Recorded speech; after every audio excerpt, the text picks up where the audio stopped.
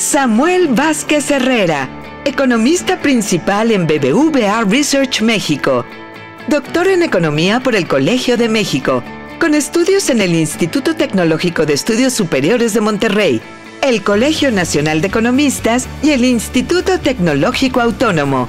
Especialista en análisis y pronóstico de sectores económicos clave como vivienda, comercio y regulación. Ha trabajado en instituciones como la Comisión Federal de Competencia y la Comisión Nacional Bancaria y de Valores.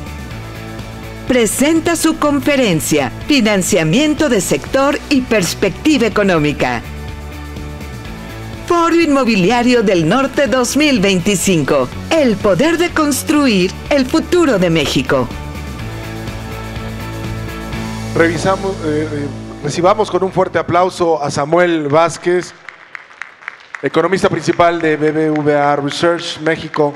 Gracias por estar con nosotros para brindarnos esta conferencia.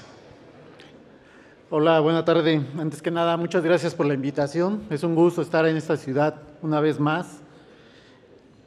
Me da bastante gusto estar acá. Pues vamos a hablar de la economía, vamos a hablar de qué estamos viendo en Research. Agradezco mucho la invitación de Canadeville Laguna. Una vez más, estar por aquí, ver a gente conocida. En verdad que es un gusto estar acá, sobre todo también porque es una de las ciudades donde más se aprende, ¿no? La diversidad que han ido logrando poco a poco en temas económicos nos da más tarea para aprender en la investigación.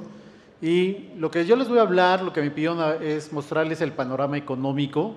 Entonces voy a ir desde lo más agregado, desde lo más macro, hasta lo más específico, sectorial, en temas de vivienda y muy regionales. Y me gustaría empezar aclarando un tema, diciendo todos estamos sin duda preocupados por el tema de aranceles. Toma nuestra atención,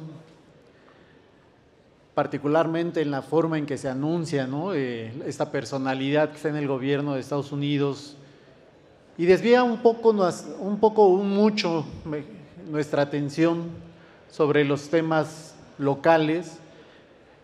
Y primordialmente me gustaría que pensáramos en eso, que lo que le está sucediendo a nuestra economía y que tiene impacto en nuestro sector de vivienda, pues está más enfocado a los temas locales, domésticos.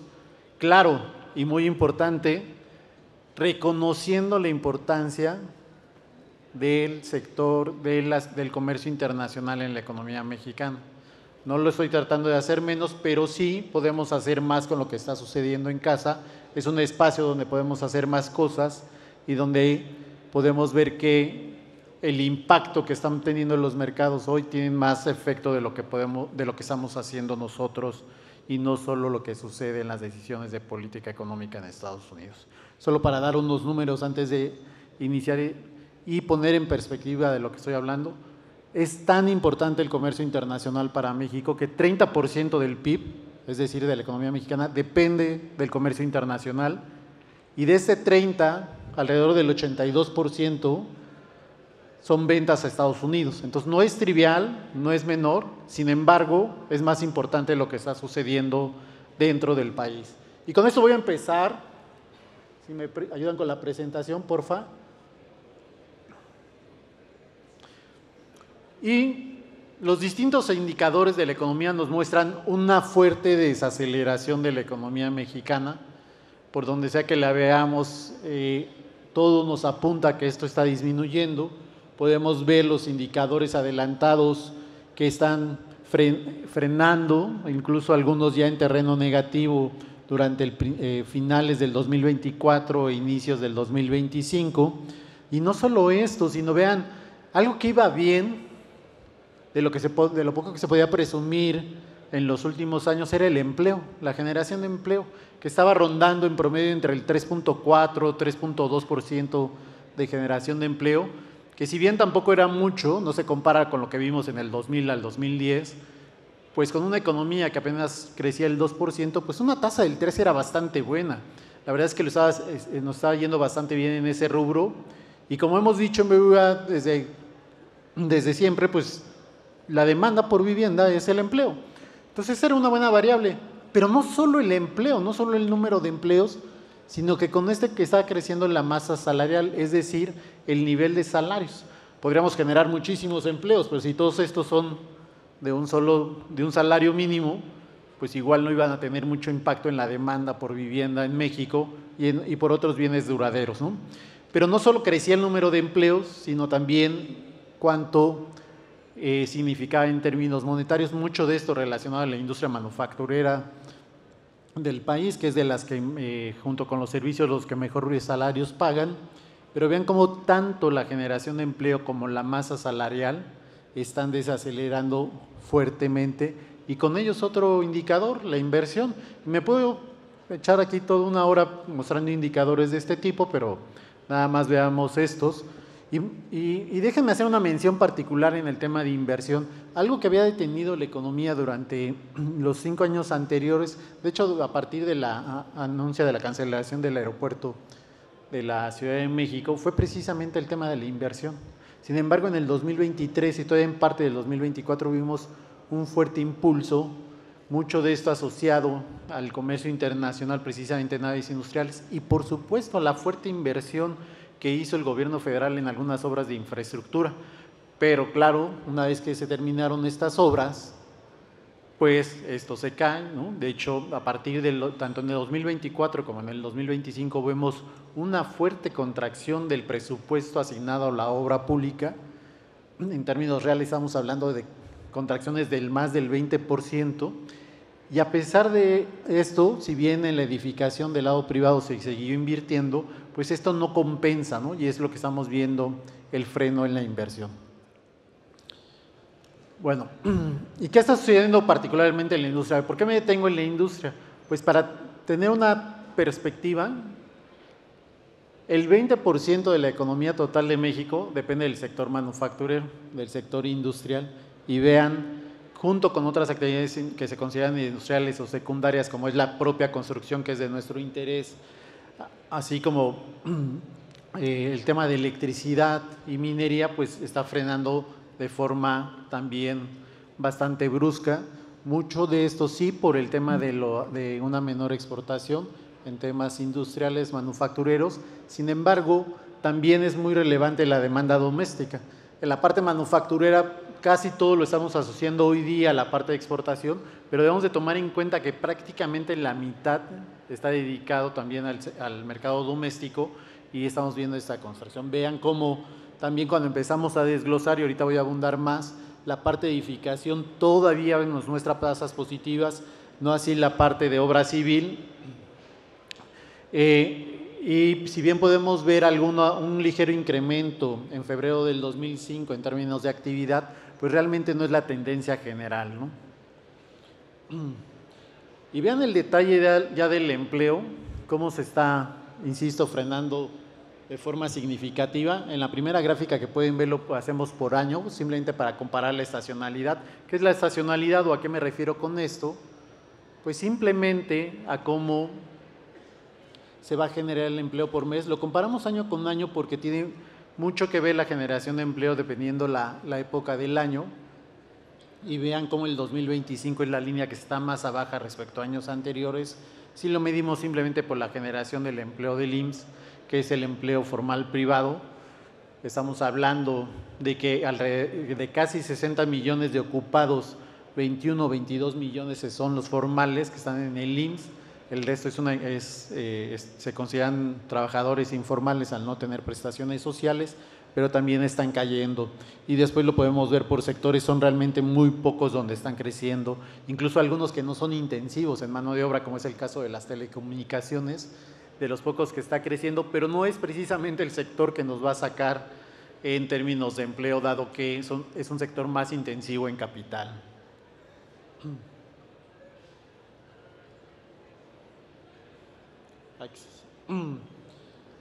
Y bueno, dentro de todo este panorama hay algo positivo, y es que la inflación se está moderando. Si bien tenemos un dato atípico ahora en abril con un aumento de medio punto porcentual, lo cierto es que podemos decir que el periodo inflacionario en México ha terminado, ¿Y esto a qué nos lleva? Pues en realidad es algo bastante positivo. ¿Por qué?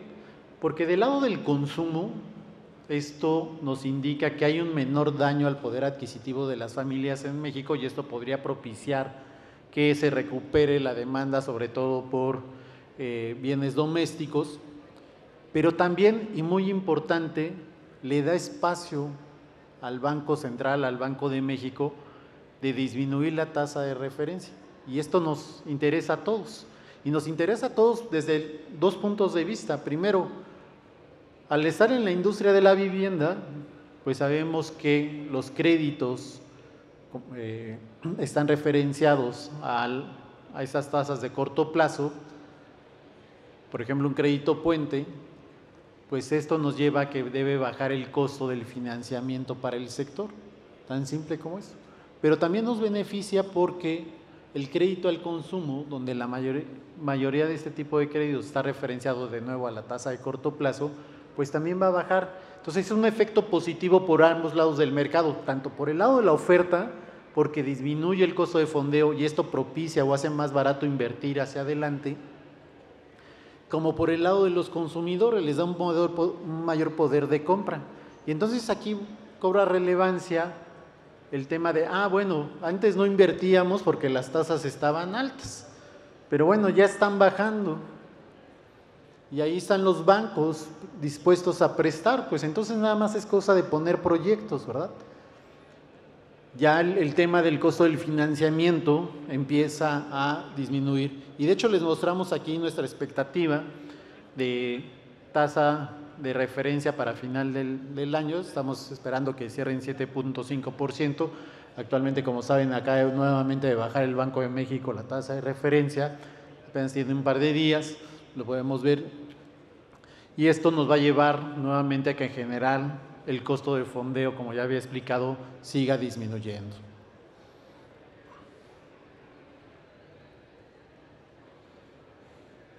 Ahora, ¿qué pasa con el tipo de cambio? Para terminar la parte macroeconómica, pues bueno, tenemos dos escenarios.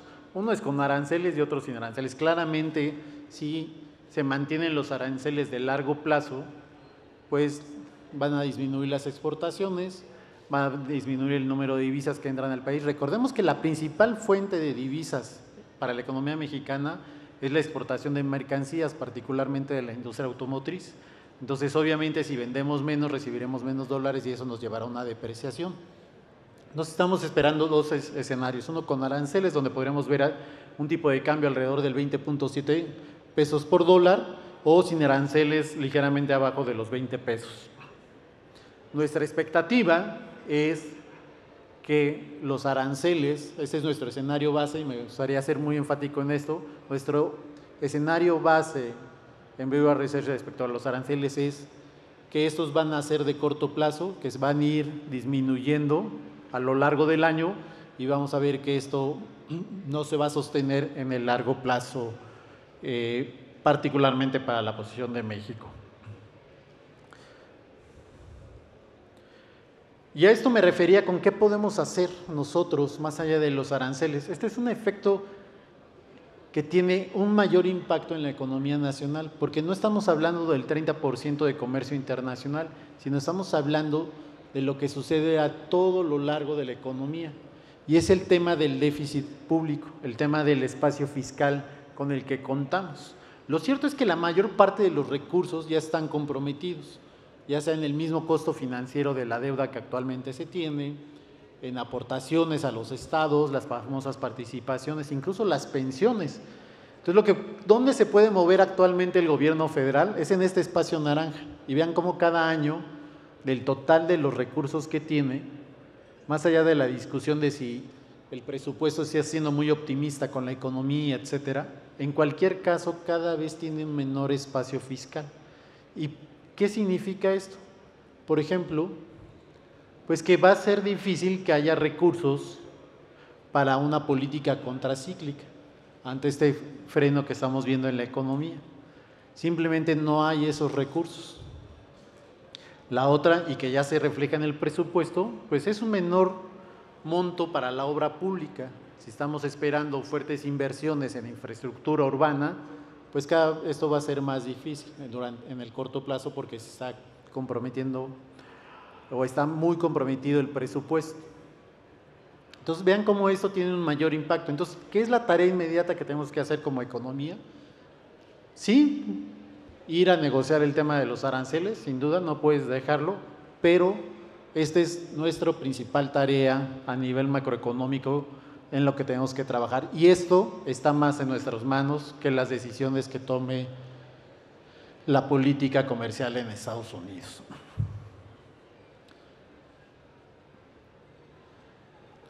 Esa lámina nada más es para mostrar a qué podemos llegar. Algunas de las preocupaciones tienen que ver con el grado de inversión. Pensamos que por ahora no está en riesgo. Realmente sí ha subido mucho el tema de del nivel de deuda respecto al PIB. Sin embargo, todavía estamos en niveles aceptables. Lo que podríamos saber es mucha presión a partir del 2028, donde si no se hace nada, si no atacamos el tema de la deuda pública, sí podríamos empezar a tener problemas que podrían incluso extrapolar la carga financiera de la deuda pública. Y bueno, ya hablando de construcción, pues bueno, pues a pesar de todo, ahí va el sector, ¿no? Con el fuerte freno de la obra pública, cierra el año todavía creciendo. Pero vean, esto es lo que a mí me gusta y que de este sector en particular, y es que a pesar del fuerte freno en la obra pública, lo podemos ver aquí en términos negativos, lo que está señalado como obra civil, el sector crece. ¿Y por qué crece? Si antes lo que había mantenido al sector justo era la infraestructura, pues por la edificación. Pero ¿quién hace el grueso de la edificación en México? ¿Qué es? Pues es la parte residencial, la parte comercial, pues es el sector privado, precisamente ustedes. Esto es lo que está manteniendo al sector, aun cuando el gobierno se ha frenado. La construcción continúa en vivienda, en naves industriales, en centros comerciales, en algunos otros tipos de servicio, y eso es lo que ha mantenido el sector. Bueno, hoy en la mañana, ya a mí no me dio tiempo de incluir el último dato, pero hoy en la mañana se dio a conocer el dato del primer trimestre del PIB construcción y crece en 0.4, vuelve a crecer aún, como lo que ya había mencionado, de que se ha detenido la obra pública por parte del gobierno. ¿Qué quiere decir esto? Pues justo que están construyendo el sector privado, sigue creciendo la vivienda, sigue creciendo las naves industriales, es decir, pues gracias a lo que están haciendo ustedes y el resto de los empresarios que están en su sector a lo largo del país, este sector sigue mostrando un buen desempeño dentro de un marco económico de mucha contracción. Un tema que seguimos de forma continua es ver el tema de los costos de los insumos, incluso voy a dar un poco más de detalle al final. Vean cómo, si bien hay presión, lo cierto es que los precios también están contenidos, y esto ya es algo que hemos dicho de forma sostenida. Este es un indicador que cada trimestre actualizamos y revisamos, seguramente lo han visto que lo mencionamos continuamente en BBVA. ¿Y por qué lo seguimos? Porque esto quiere decir que no hay mucha presión como sí la hubo durante el 2021-2022 en términos de los insumos. Por supuesto, no estamos diciendo que no estén creciendo los costos de los materiales, sí están creciendo, pero a niveles aceptables, a niveles manejables, al grado de que hoy día ya es más problema las remuneraciones, es decir, lo que le pagas a la mano de obra, que el incremento en los costos de los materiales de construcción. Sin embargo, en términos de empleo vemos que está disminuyendo la actividad. Ahora, aquí hay que ser cuidadosos.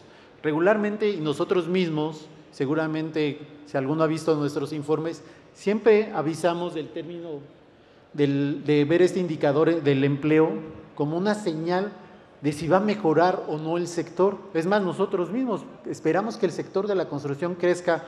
Cuando vemos que el empleo en el sector está bajando, pues es muy simple.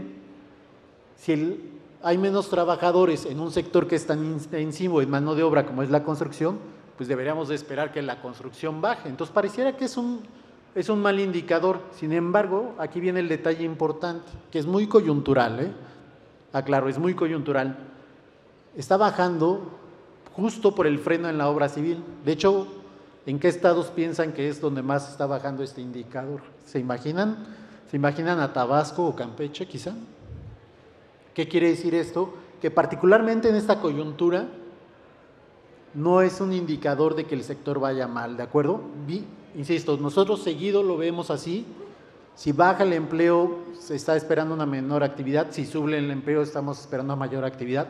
Ahorita vemos que empieza a disminuir, sin embargo, es por este factor en particular que hay que identificar muy específico de lo que está sucediendo en la industria. Y vean, aquí se puede constatar lo que les decía hace un par de láminas. ¿Qué es lo que está creciendo? La edificación. Vean, de forma continua, no solo el PIB, sino el valor de lo construido en términos brutos en la edificación continúa. Vemos una ligera recuperación en vivienda que había estado detenida por un par de años. Sin duda la parte que nosotros llamamos edificación productiva o en el negocio le llaman también la parte de real estate comercial, es lo que mejor va. Sin embargo, ambos están creciendo. Y algo interesante, vean, el saldo de crédito sube. ¿Y por qué es importante? Pues porque es de BBVA y le interesa el crédito, ¿verdad? No, bueno, sí nos interesa, por supuesto, pero porque es importante en términos de saber qué va a pasar con el sector, porque quiere decir que si las empresas están pidiendo crédito, es porque están ya planeando invertir. Ya hay muchas empresas que están desarrollando proyectos, que están requiriendo capital para desarrollar esos proyectos. Entonces, esto es una noticia positiva que nos da a pensar que el sector va a ir hacia adelante. Y en cambio, vean lo que está sucediendo con la obra civil. Me hizo recordar la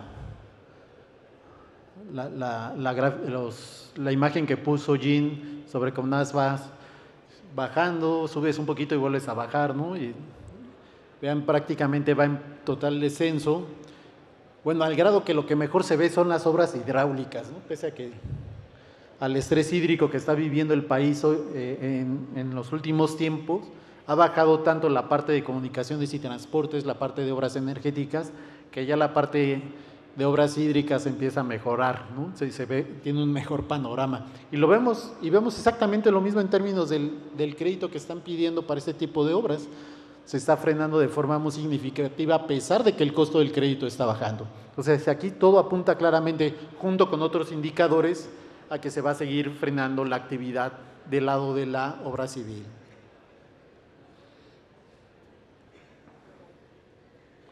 Y por último, pues les mostramos nuestro pronóstico de la construcción. Esperamos un crecimiento marginal. Aquí pues decimos que podría no crecer si vemos una fuerte intervención pública en el tema de vivienda. Voy a ahondar un poquito más adelante.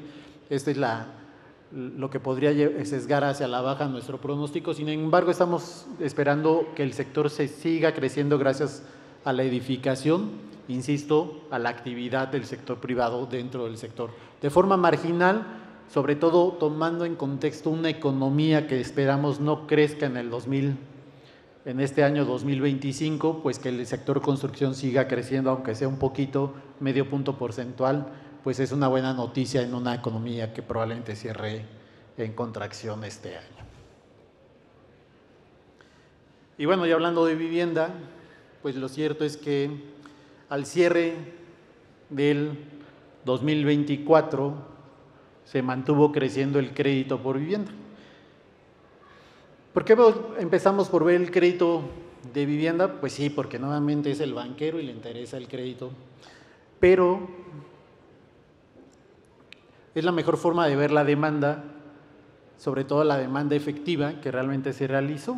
Si tomamos en cuenta que de acuerdo a los registros públicos de la propiedad, a los 32 registros, más del 90% de las transacciones de vivienda se hacen con crédito, pues esta es la forma más estructurada de revisar cómo van las ventas. Y lo que vemos es que si ven la línea verde al final, tanto el número de créditos como el monto en términos reales, es decir, una vez que le quitamos el efecto de precios de la vivienda, el mercado sigue creciendo. Poco, pero sigue creciendo, sobre todo en número de créditos. De hecho, vean, en términos de la hipoteca promedio, cae. Cuando crece más el número de créditos que el monto, pues no queda más que el monto promedio de la hipoteca baja. Y esto ya es la primera señal. ¿Qué podemos inferir de eso? Pues que la demanda sigue creciendo, pero la demanda por vivienda de menor valor. Y de hecho, vean, cuando separamos institutos públicos y los bancos, pues los bancos están en contracción y los que están creciendo son los institutos públicos. Nuevamente, pues ¿qué podemos inferir de esto? Pues que la demanda está creciendo, pero en los segmentos bajos. Y me gustaría que mantengamos esto en mente en las próximas láminas. Ahora, ¿cómo vemos estas cifras en términos del crédito para adquisición ya con las últimas cifras oficiales al primer trimestre del 2025? Pues ya vemos un freno fuerte debido no a que los institutos públicos estén bajando, estén en terreno negativo, sino a que la banca sigue cayendo. ¿Qué significa esto? Pues se refuerza el mensaje de que la demanda sí crece, pero la demanda por vivienda de menor valor, con hipotecas medias de más bajo valor.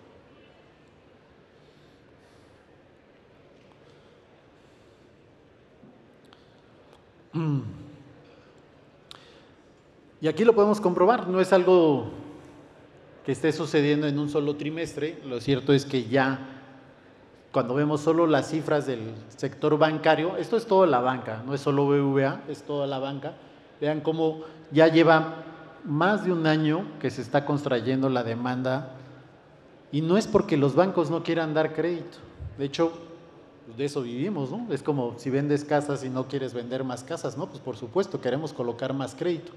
¿Qué significa esto?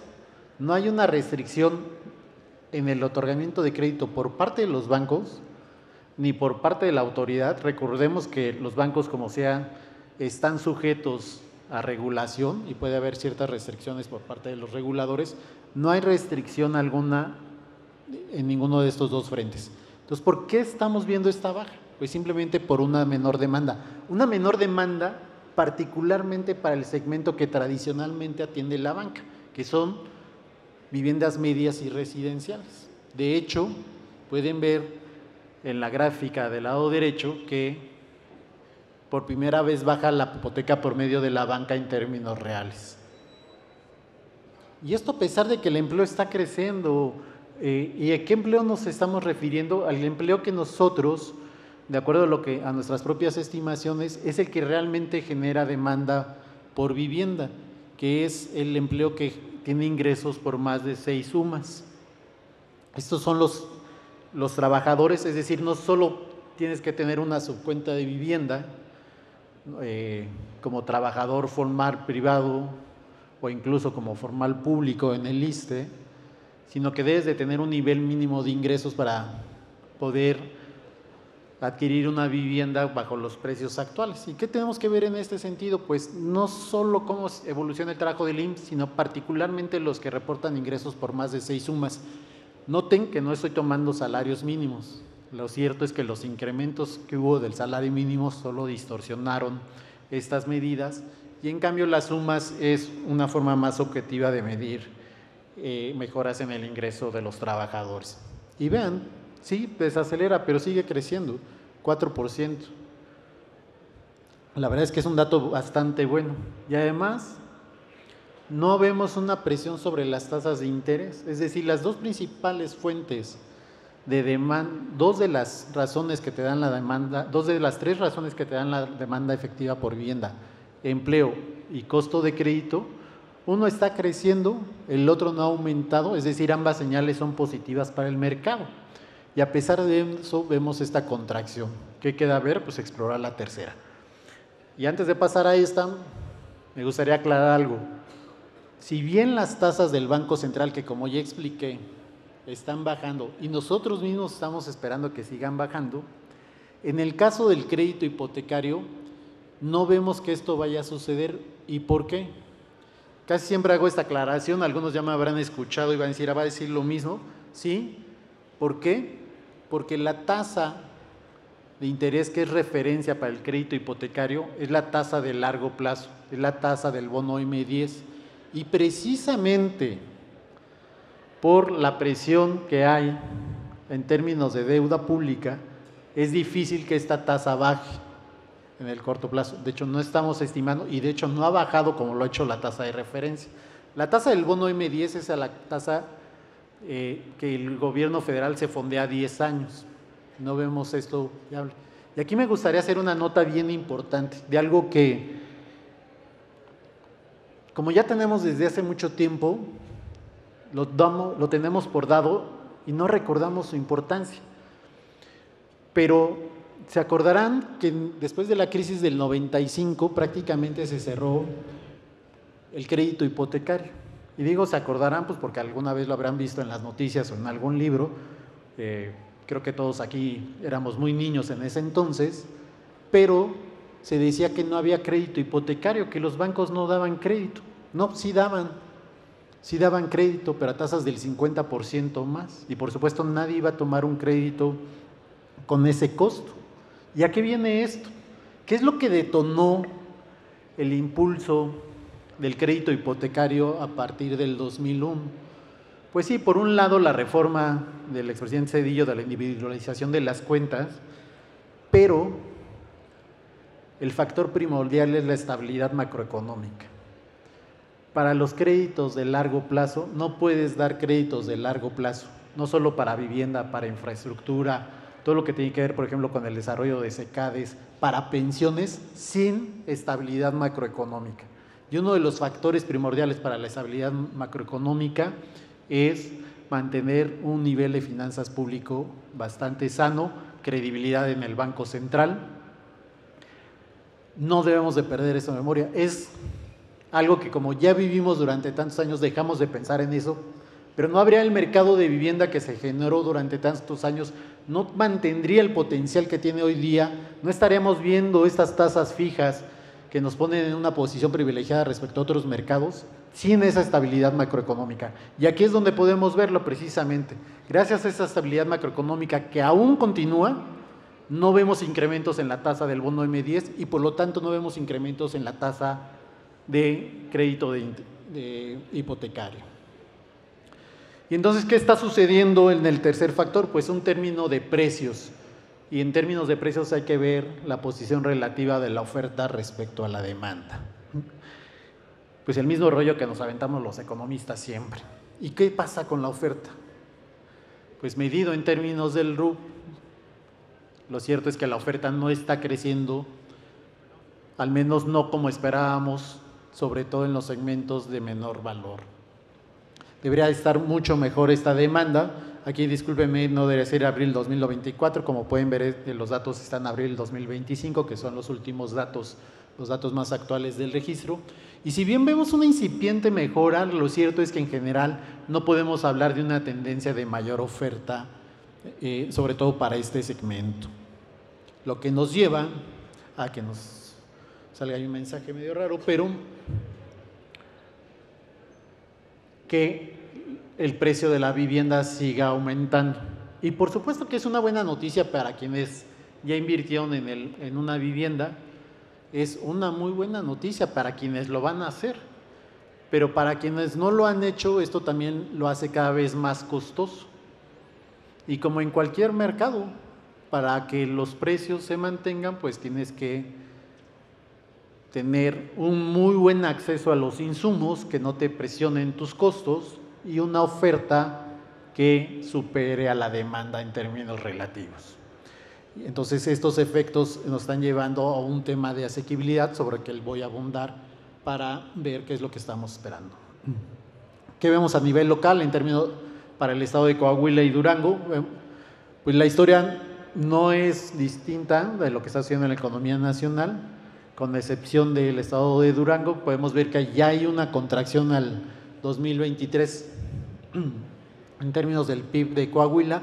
Me gustaría hacer una nota técnica aquí, y es que las cifras oficiales de los PIBs estatales tienen un año de rezago. Nuestra estimación para el 2024 para el PIB de Coahuila sigue siendo negativo, y para el de Durango un crecimiento un poquito más bajo, pero un crecimiento. Sin embargo, no es porque lo esté siendo extraordinariamente mejor.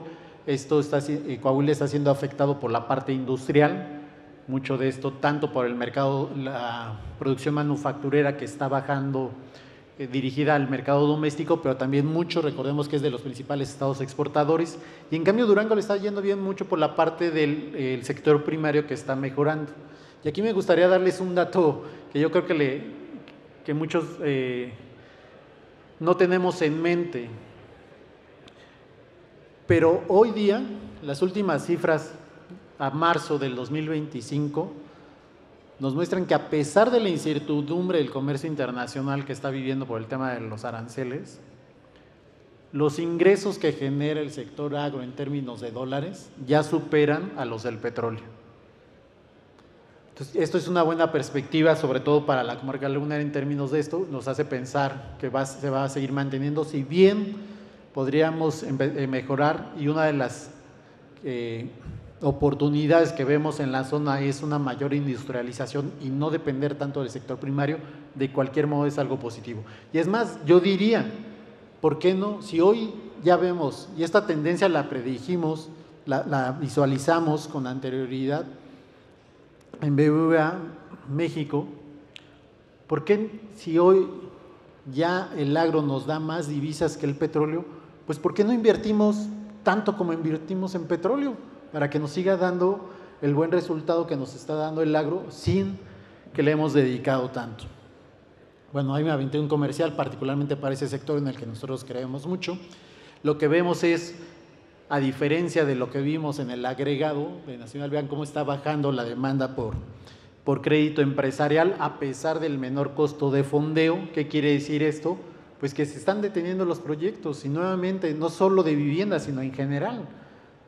Ahí está el menor costo, insisto, menor costo de crédito, menor costo de fondeo de todos los bancos, no solo de BBVA, disposición de los bancos a prestar, pues venga a proponer proyectos y aprovechar ese capital que está ahí ocioso y dispuesto a fondear las ideas que vengan adelante en ambos estados.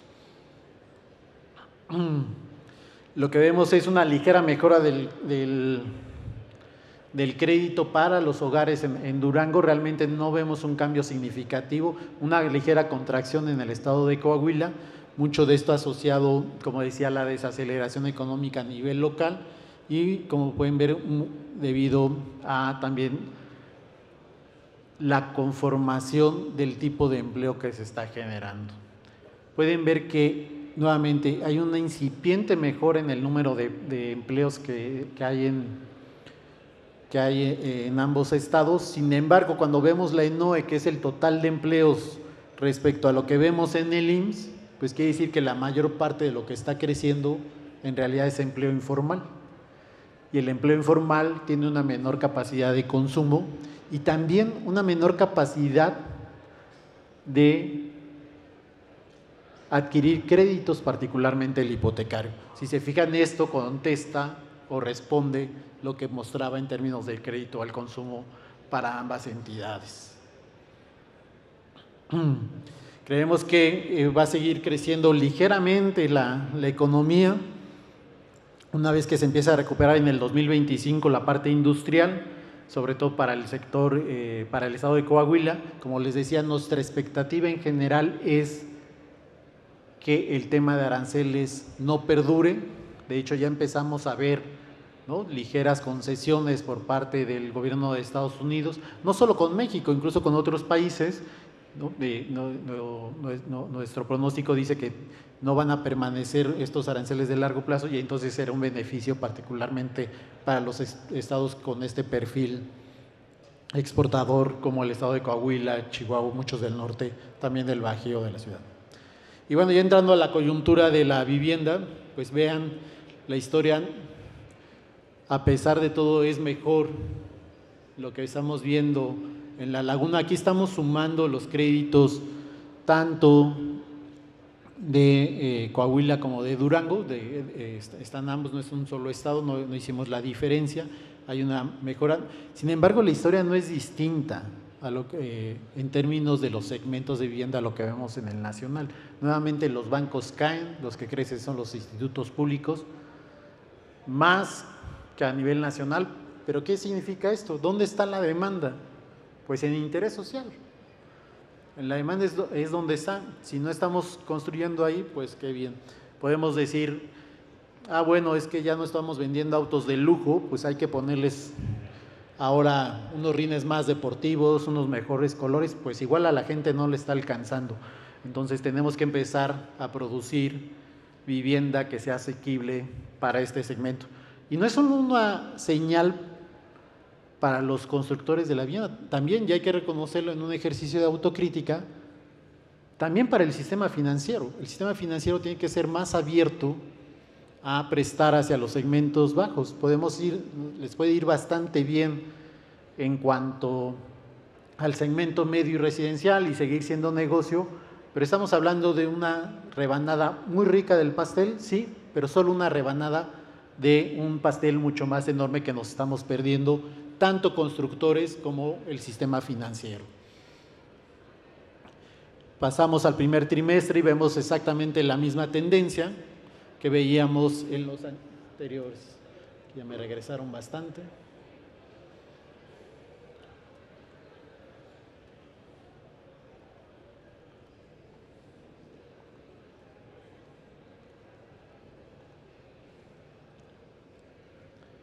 Y bueno, que llevando esto, pues vean, hay incrementos de precios en la vivienda, sí, pero no los vemos tan fuertes como en términos nacionales. ¿A qué nos lleva esto? Pues a que probablemente sea más asequible, se esté volviendo más asequible la vivienda en esta región respecto a lo que está sucediendo a nivel nacional.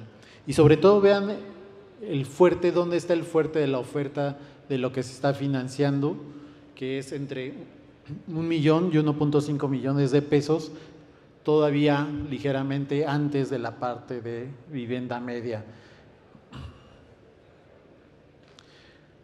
Y bueno, por último, justo quería hablar del tema de acceso a la vivienda, que es donde nos hemos enfocado últimamente, y como verán a lo largo de todo este rollo, pues esa es nuestra tesis principal. ¿Qué es lo que está sucediendo? Pues muy simple, a las familias ya no les alcanza para comprar vivienda media, para comprar vivienda residencial. Es un mercado que cada vez se está haciendo más chico, y si no volteamos a ver que la demanda está virando hacia los segmentos de interés social, pues nos vamos a quedar fuera del mercado. Me voy a permitir esa analogía. Antes de empezar la presentación, quedé con mi colega Jean, él va a ser el policía bueno, yo el policía malo. Él viene y los motiva, les dice, vean las oportunidades, pues yo les digo, no hay de otra, tenemos que voltear a ver el segmento de interés social, ver cómo atacamos ese mercado, porque si no, nos vamos a quedar fuera de solo vamos a ver un mercado muy pequeño. Él los incentiva de forma positiva, yo los invito a que vean que si no lo hacemos, prácticamente estamos sacando un pie del mercado. Insisto, tanto los constructores que están en la parte real, como las propias instituciones financieras. Y una forma de verlo es precisamente este indicador. Esto ya lo he mostrado, lo mostré hace un semestre, de vean cómo se separa la evolución de los precios de la vivienda respecto al ingreso de los trabajadores.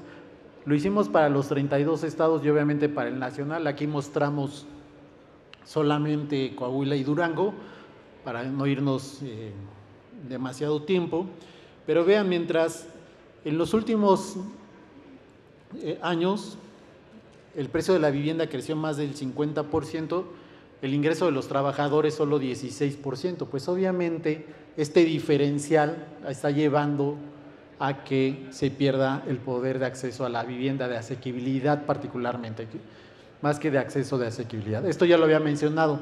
Sin embargo, pensando en cómo sí podemos mejorar el acceso y pensar en otras alternativas, pues hay un mercado que no hemos explotado del todo. No solo hay que construir vivienda de interés social, como he insistido a lo largo de toda la presentación, sino pensar en otras formas, y una de estas puede ser justo la renta de vivienda. Entonces volvimos a hacer este ejercicio, pero en términos de renta, no de compra de la vivienda, Y vemos el mismo fenómeno, sin embargo no es tan grave como en términos de adquisición. ¿Qué nos lleva a esto? Primero, a pensar y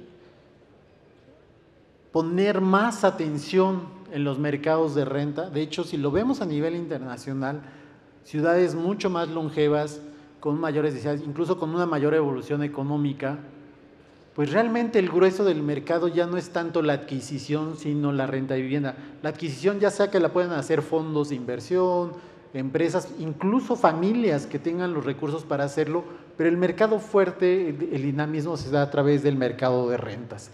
Y es lo que es una de nuestras propuestas, no es la única, es una que volteemos a ver este tipo de solución de accesibilidad, que es distinto a la asequibilidad, para las familias mexicanas bajo un contexto donde se construye más vivienda fuera del segmento de interés. Por último, mencionar que a diferencia del crédito, pues una razón financiera que llamamos de dedo es cuánto de tu ingreso le estás dedicando al pago de tu vivienda. Y la regla de dedo es 30%. Esto lo pueden ver muy claro en los créditos. Y este mismo ejercicio nuevamente lo hicimos para las rentas, y si bien hay un porcentaje de familias que le está dedicando más del 30% y hubiera una presión financiera en ese tipo, lo cierto es que no es tanto como en términos de la adquisición de vivienda, es decir, hay una menor presión, sobre todo para los que están afiliados. Y por último voy a cerrar con un análisis que hicimos y vemos una perspectiva, pensamos en los aranceles como un problema en general, y lo son, insisto, lo son, pero me gustaría cerrar con esto diciendo, ¿qué podemos esperar particularmente de los aranceles al acero y al aluminio en el sector de la construcción? Pues si lo vemos para los acereros pues es malo, ¿no? Van a exportar menos, les va a afectar. Esto simplemente para indicar la importancia del acero y aluminio en términos de los costos de los materiales, como pueden ver aquí. Bueno, como podían ver aquí, después del cemento y el concreto es el insumo de mayor peso en la canasta de la construcción en general. Ojalá podamos volver a la lámina. Y bueno, lo que vamos a ver es que sí hay, las veces que hemos puesto aranceles o nos han puesto aranceles, si es que lo podemos ver, tiene efecto en el precio de estos materiales. Espero que no me cuenten mi tiempo. Por ejemplo, durante la pandemia, pues vimos fuertes incrementos que ya habíamos comentado en otras ocasiones. Ahorita vemos incluso que particularmente los productos derivados del acero y del aluminio han bajado en términos relativos sus precios. Mucho de esto asociado a la producción. Si ven estas dos láminas, justo lo contrario de lo que decía, vean los precios que mostré antes, cómo bajan y al mismo tiempo que baja la producción. Pues esto no es muy coherente, ¿verdad? Y justo lo que decía en términos de la vivienda era lo contrario. Si baja la producción en términos relativos a la demanda, deberían subir los precios. Entonces, ¿qué es lo que está sucediendo en realidad? Vean, totalmente incoherente, ¿no? El comportamiento, pues lo que está haciendo incoherente estas relaciones de precio y producción es precisamente los aranceles. Aquí mostramos una historia de cuando México ha puesto aranceles, de cuando a México le han puesto aranceles, y cuando hacemos las pruebas rigurosas, pues vemos que efectivamente tienen efecto en los precios. ¿A qué nos lleva esto? Pues que en realidad incluso el hecho que le hayan puesto aranceles al acero y al aluminio, pues va a ser benéfico para la industria de la construcción. Por supuesto, le va a ir mal a los acereros, pero para los que demandan este tipo de productos, pues les va a disminuir un poco la carga de costos, porque simplemente se va a incrementar la oferta doméstica. Y al mismo tiempo nos indica que no debemos de caer en la tentación de poner nosotros aranceles, porque también cuando nosotros hemos puesto aranceles a otras fuentes, por ejemplo particularmente a Estados Unidos o a China, nos ha afectado en los costos. Entonces, no debemos de caer en la idea de que no nos gusta que nos pongan aranceles, pero sí le ponemos nosotros aranceles a los demás, particularmente en términos de los intereses de la industria de la construcción. Y bueno, con esto termino y nuevamente agradezco mucho la invitación a Canadevi y La Laguna y muchas gracias por su tiempo y su atención. Gracias a Samuel Vázquez, economista principal de BBVA Research México. Pero bueno, no te vayas, por favor. Tenemos preguntas del público. Fíjate, hay varias preguntas relacionadas con créditos propiamente de BBVA. Por ejemplo, preguntan si hay alguna estrategia hacia créditos hipotecarios, hacia la vivienda popular o sector informal, que la tendencia de la demanda de vivienda es alta. También hablan de si existen créditos para construcción más terreno, es decir, relacionado con productos propiamente de financiamiento. Primero, los detalles de los productos sería mejor verlos directamente con los banqueros, pero lo que sí les puedo decir es que efectivamente la banca, y no de ahorita, la banca siempre ha estado abierta, y particularmente BBVA, a valorar los ingresos que no son formales. Hay mecanismos a través de los depósitos en cuenta y otros mecanismos. Incluso en algún momento, 1/3 de las hipotecas que daba la banca era a trabajadores informales. Eso es importante tenerlo en cuenta. Es decir, no es que esté cerrado per se, es más difícil a veces comprobar estos ingresos y por lo tanto acceder al crédito que en los casos de los trabajadores formales, pero, insisto, no de ahorita, desde hace tiempo hay mecanismos en que la banca puede comprobar el nivel de ingresos que tienen los trabajadores. Y en la construcción estamos muy ambiciosos, nuevamente creció la meta, la banca hipotecaria tiene como meta colocar más de 100,000 millones de pesos en el sector vivienda, estoy hablando particularmente de BBVA. Lo cierto es que esto, incluso bajo un escenario de una moderación económica, vean, estamos hablando de incrementos del más del 10% en términos de los recursos. Hay una apuesta muy fuerte de BBVA en este sector, aquí estamos, venimos cada vez que nos invitan y por supuesto que BBVA cree en el sector. Gracias, Samuel. No te vayas porque ahora toca la entrega del reconocimiento por tu participación, tu valiosa participación el día de hoy. Notaría 69. Bajo la dirección del licenciado Ricardo Delgado Robles, la Notaría 69 se ha consolidado como una institución profesional, confiable y altamente diligente en la atención a sus clientes. Su equipo está conformado por especialistas con gran trayectoria, comprometidos con brindar asesoría clara y oportuna, siempre con trato humano y confidencialidad. Notaría 69, orgulloso patrocinador. Y precisamente para entregar el reconocimiento, Ricardo Delgado de Notaría 69 sube al escenario para entregarle a Samuel Vázquez este reconocimiento por su participación en esta conferencia la tarde de hoy en el Foro Inmobiliario del Norte 2025, el poder de construir el futuro de México. Muchísimas gracias. Foro Inmobiliario del Norte 2025, el poder de construir el futuro de México.